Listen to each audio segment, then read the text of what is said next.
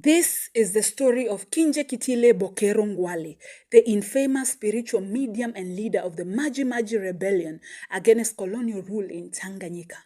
You see, my people, once upon a colonial time, the nation of Germany scrambled and petitioned for Tanganyika, making it its colony and protectorate, and naming Tanganyika as the German East Africa.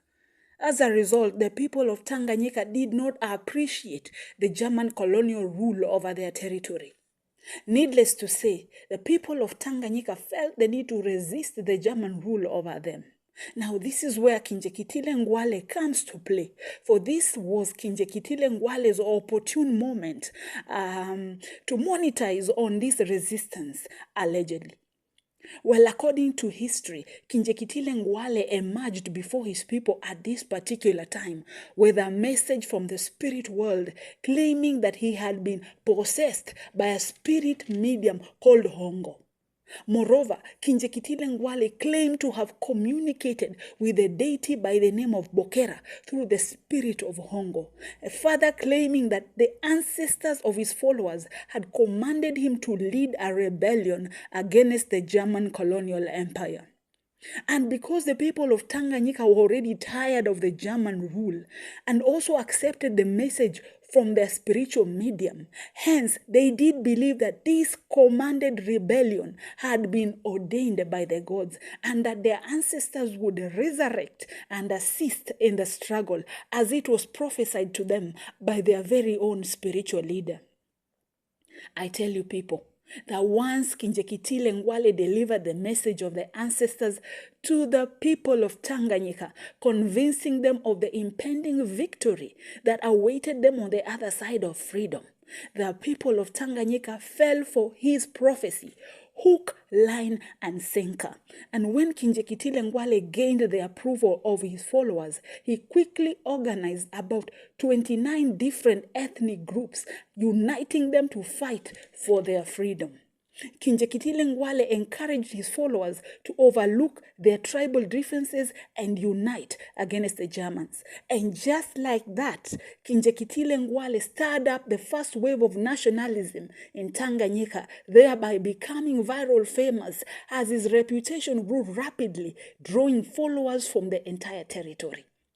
And at this point, ladies and gentlemen, this is the point of time where the Maji Maji rebellion began, officially on the 20th of July 1905. Now, the Maji Maji rebellion was named as such on account of Kinjikitile Ngwale's prophecy from the gods that the holy water that he magically brewed and sprinkled onto them would protect his people from the German bullets. According to Kinjikitile Ngwale's prophecy, the magic holy water, consisting of water mixed with millet and castor oil, once sprinkled on their bodies, would turn the German bullets into water. Further, Kinjikitile also used the magic holy water to cleanse their arsenals, which included spears and arrows, for a fee, of course, allegedly. Ladies and gentlemen, you may all guess as to what happened during this uprising.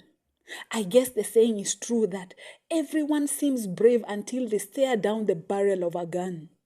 Needless to say, many of the Africans in this rebellion lost their lives as the Germans crushed the resistance once and for all. This is a sad, heartbreaking story. It reminds me of our very own prophets today, promising heaven to their followers yet delivering nightmares every time.